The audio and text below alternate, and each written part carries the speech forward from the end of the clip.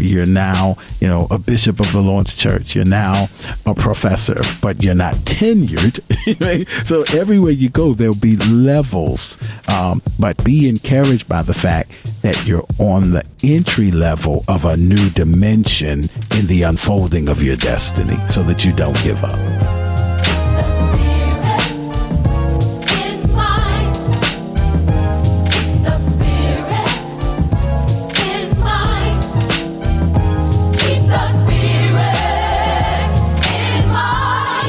I'm Bishop Guy Robinson, and I count it a blessing to be able to have this time with you today. Also grateful to have our colleague and co-host, Dr. Jonathan Shepard, with us today. Hello, Dr. Shepard. Hey, Bishop, and good morning and afternoon to all those who are out there listening to us. Absolutely, absolutely. We trust and pray that you are doing well, and we want to invite you to let someone know that it is time for Spirit in Mind. You can reach out to us. Bishop C. Guy Robinson is the pastor, and he is a professor at Morgan State University.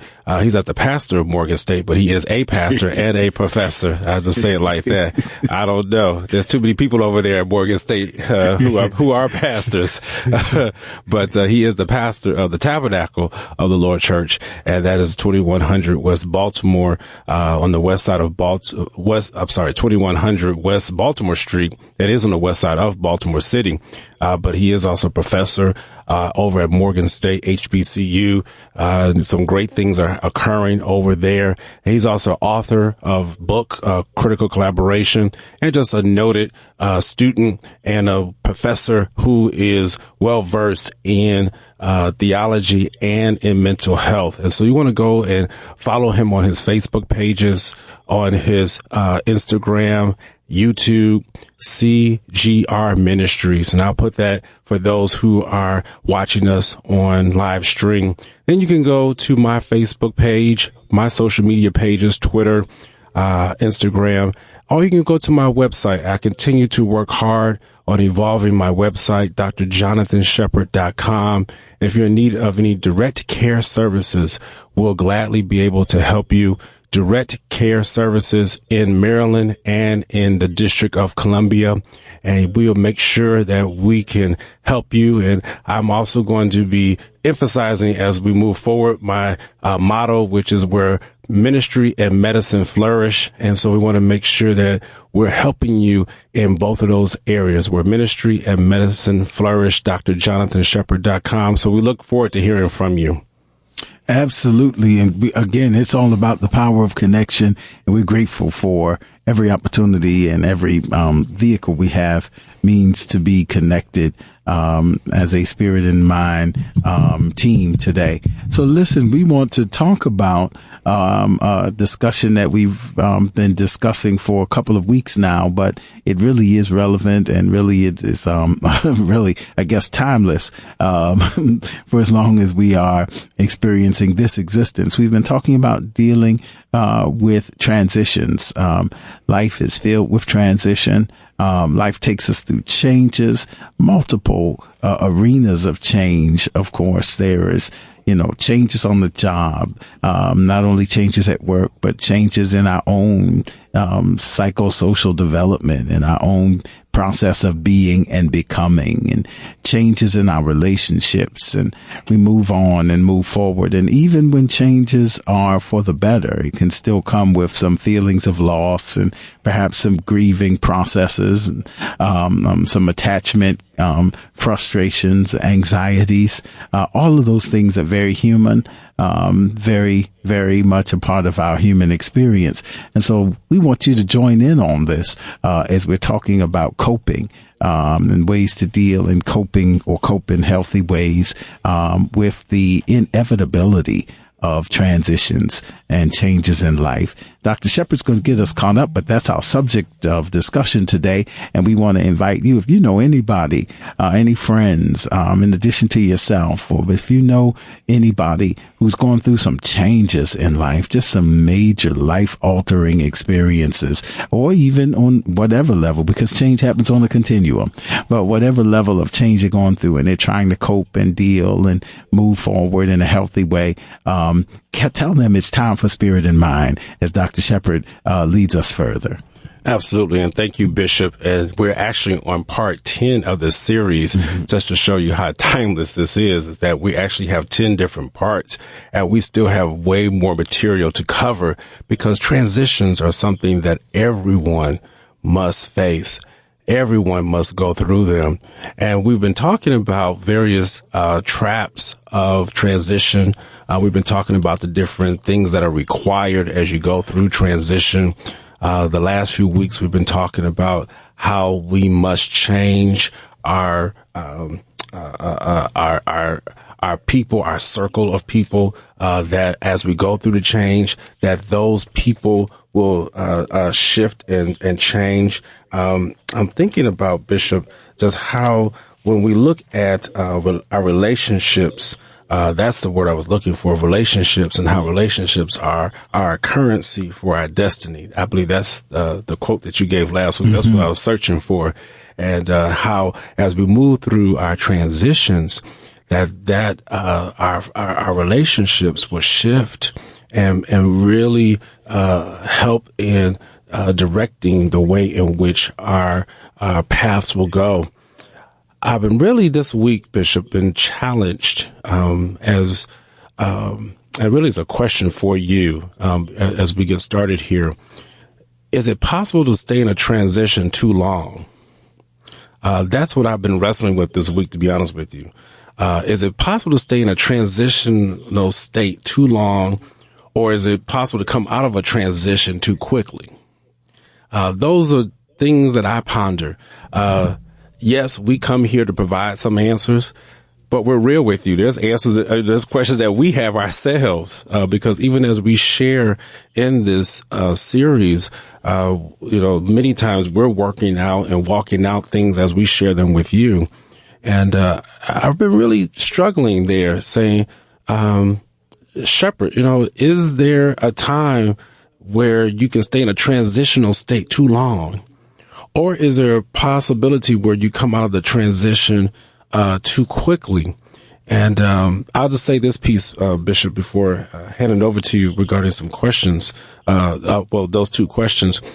I look at when transitions where we move and elevate from one stage to another stage. And I know a lot of people, they struggle when it's time to move forward and you have to start over again.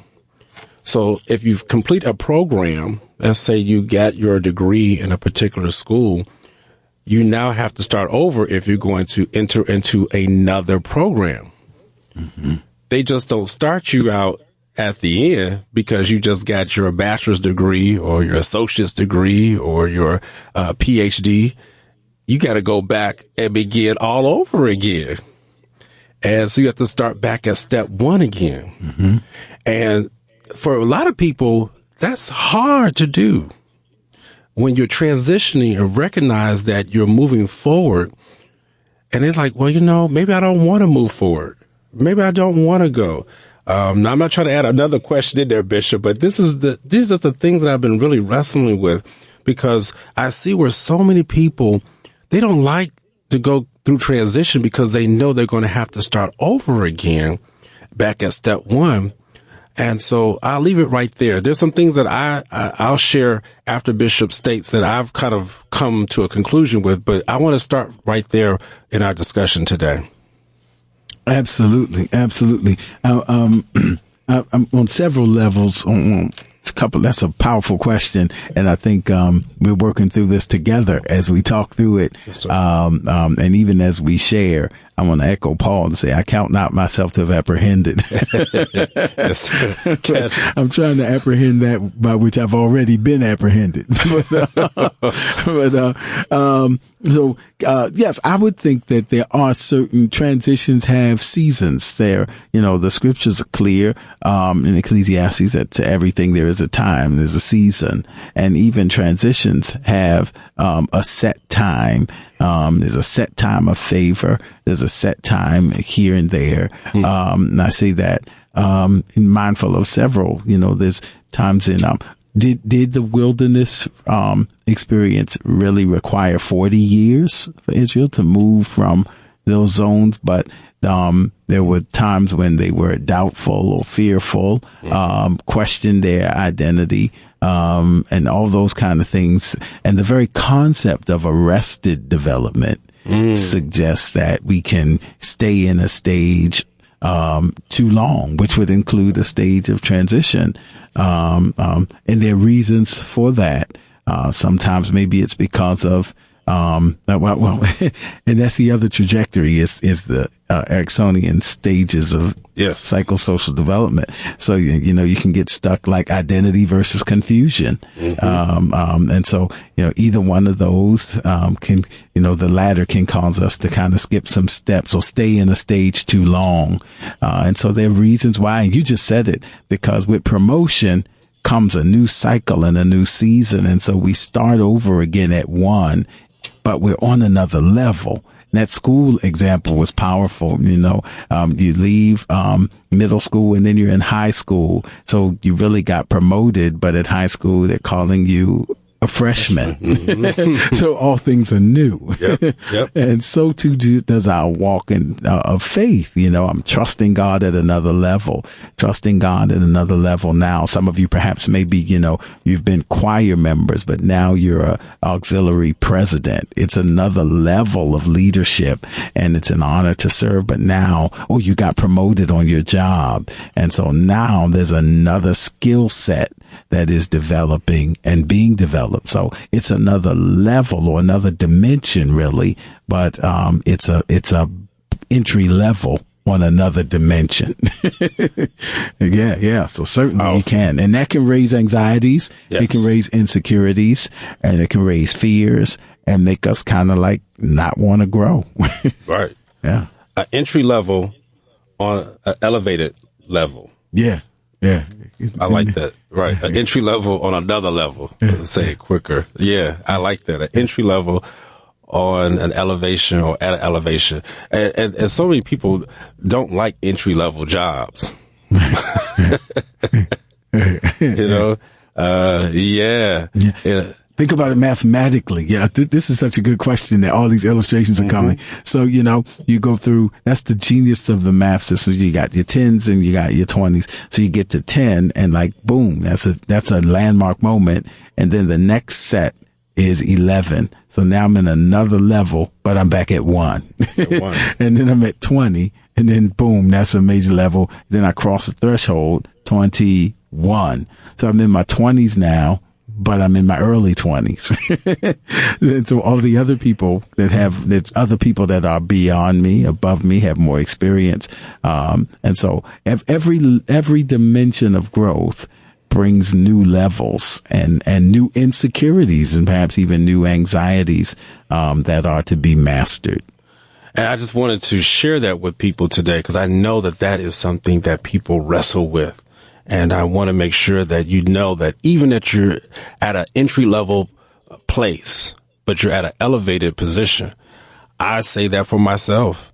I've began a new job now 12 weeks into it.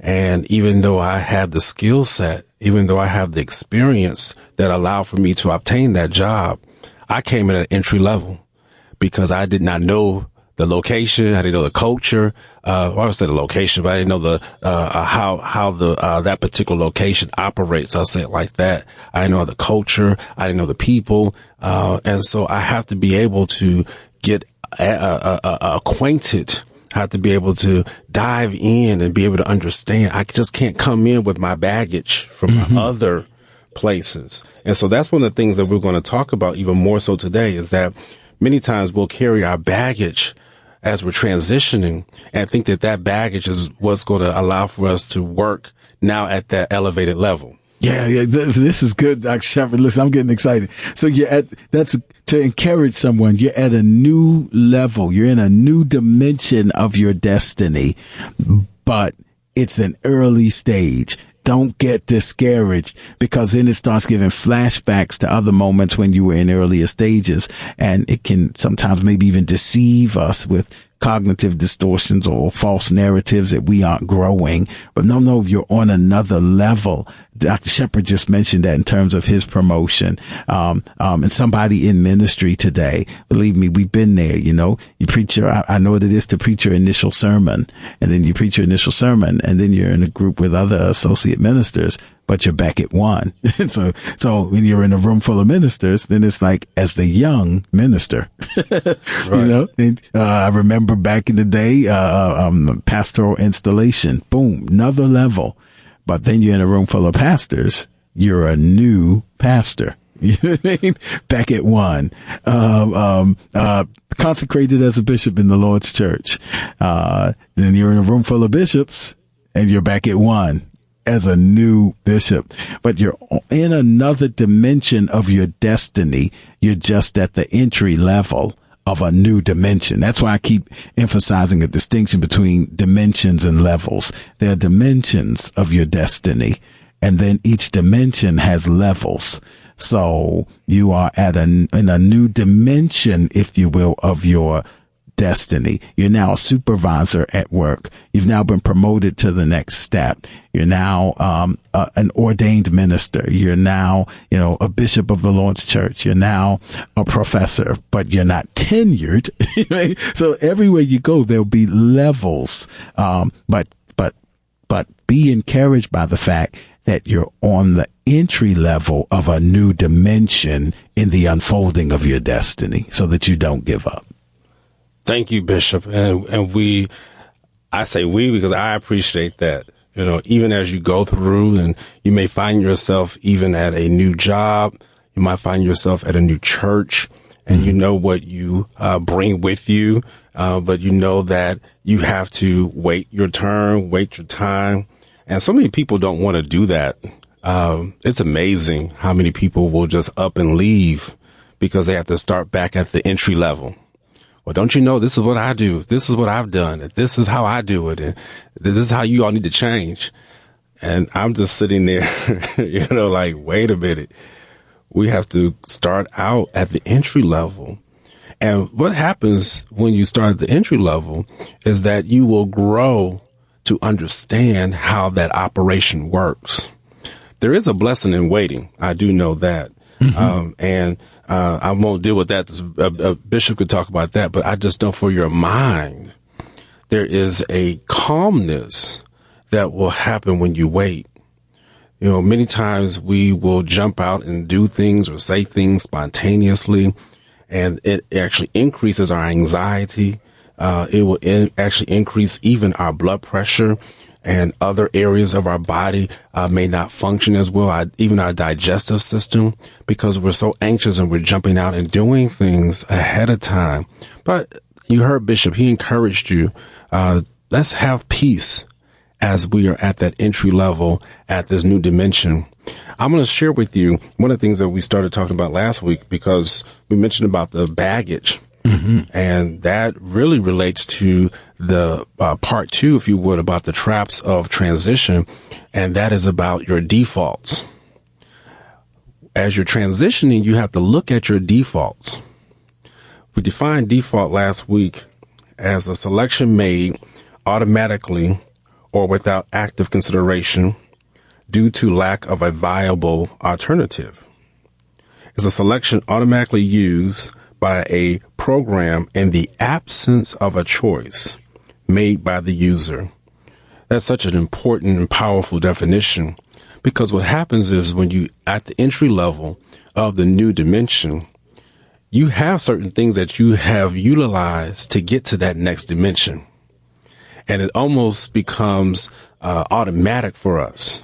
There were certain things that I did at my former job that became automatic for me. But I had to realize that those things necessarily did not work once I got to the new dimension. And I had to be okay with, Bishop, that was a default. Mm-hmm. And now recognizing that even as I move forward, I can't look into those use those same defaults to be able to work at that same dimension. Now, will some of them carry over? Yes, I can assess that. But I'll be honest with you, many of them work because people have changed, situations have changed, circumstances have changed. And so I want to tell people that even as you're transitioning, look at your defaults. Look at the things that you normally would just do automatically. You might say, well, I'm used to doing it this way. I'm not going to be flexible. I'm just, it's my way or the highway. You got to watch out for people like that. You got to be careful of people like that. As you're growing actually should make you more flexible and pliable. I'll say that again. As you grow, you should become more flexible and pliable, more supple, if you would, enough to be able to bend freely without breaking. Mm-hmm. I'll say that again. You should be able to bend, become supple enough so that you would not break.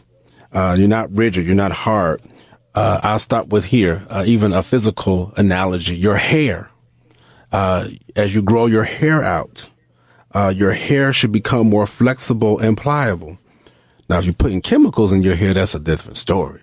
But as you are growing your hair out, actually the length of the hair shaft and actually the hair follicle actually should become more flexible and more pliable, as opposed to a cut hair follicle that remains in place. That's why we get our haircuts, gentlemen. That's why we get our haircuts, ladies, because that allows for that hair follicle to stay in place. But when you have a hair follicle that has not been cut, as it grows, it becomes more flexible. It becomes more pliable, and it won't stay in place. It won't stay in the style that you want it in, And so I thought about that, Bishop, just a perfect illustration of how God created our hair. I don't have that much hair on my head. If you look at me on live stream, but the hairs that I do have, I have to cut them so they stay in place. Otherwise, it's going to look out of place. But I will let you know, even though out of hairs the out of place hairs still have some significance because it shows growth, it shows flexibility and pliability. Man, growth, flexibility, pliability. And this is why we have to talk through these things about change, because change, there's an, if you will, an art to it. There's a spirituality to it that really covers it, because we've talking about a couple things. We're talking about moving forward. We're talking about standing still. We're talking about being flexible. All these things are part of a dimension, being flexible, being pliable. And we're talking about something powerful that you said a few moments ago, Dr. Shepherd, waiting, the art of waiting. So many times we think that waiting is a sign of weakness or deterioration, but no, waiting is not the same as stagnation. Waiting is, the scriptures put it this way: they that wait on the Lord shall renew their strength. What a powerful thing. We say that so often in script, in church, but think about what that means versus what sometimes our mindset is. Sometimes we think that waiting is making us weaker, but the scripture suggests that waiting is actually making us stronger. Wow. That strength is being developed while we wait. And if you think about it, it makes sense. Think about in terms of sleep hygiene. When we're asleep, there's a kind of active unconsciousness happening. We're unconscious maybe, but activity is happening, and things are happening to restore us, to strengthen us. And if we deprive ourselves of sleep by hurrying up to wake up and get moving, we're actually moving, but with less strength, with less vitalization than we would have had if we had completed the unconscious or the sleep process. So sometimes when we're waiting, the scripture says our strength is actually being renewed. It may feel like in this culture, it feels like it's impatience, feel like it's making me weaker, making my resolve weaker, but it's actually a process of strengthening us to continue the journey. And that's powerful to me. Wow. And I'll just tell someone, you're at the entry level of your new dimension. Let's wait so our strength can be renewed, because as you go to the next part of that dimension, you're going to need that strength as you go higher. You're going to need a good mindset. So Bishop. Yeah. I'm leaving it alone at that. Yeah, we'll stop there. And maybe you're not, and that wait on the Lord, not on politics, not on expert opinions, but I'm waiting on the Lord. And if I wait on Him, my strength is being renewed. Listen, we hope this has helped somebody. Stay in the process. You're on a new level, entry level, but a whole new dimension. And we'll talk more about that next time, because we look forward to seeing you by the grace of God the very next time on Spirit in Mind. Don't forget to follow us on social media. We're on Facebook at Spirit in Mind, and we're also on Instagram at Spirit in Mind Live. Join us next time for a new episode of Spirit in Mind.